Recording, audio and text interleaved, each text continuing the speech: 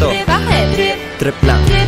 Halika na lang madali ng talaga. Pangako pagkatapos humihinga ka pa. Dali na pare magliliwanag na. Kung di ka sasabay maiiwanan ka. Ang isip ay wag na gawin pang dalawa.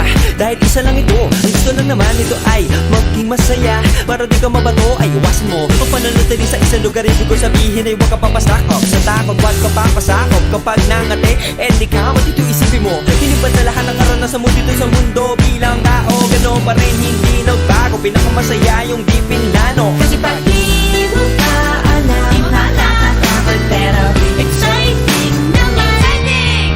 Yeah! Sumabay lang sibat na ng bahala. Oras na subukan ang di pa nagagawa.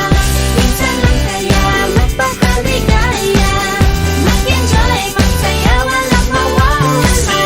Trip, trip, trip, trip lang.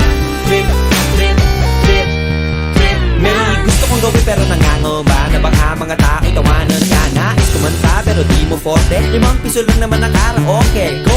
Basta sa bakanting lote. Joke! Galingan kahit konti. Kahit rip, bigay lahat sa ginagawa mo. Na sa ganun ay walang masabi ang ibang tao. Sa ginagalawa nating mundo ay maraming loko-loko. Hindi mo naman inaano. Ano ba talaga ang kailangan nyo? Siguro ang trip nyo rin. Hindi nyo lang agawang gawin. Kung ganyan na sakyan mo na lang, wag ka na mag-alala kung saan ka dadalhin. Oo, pag hindi mo ka alam, di nakakatakot pero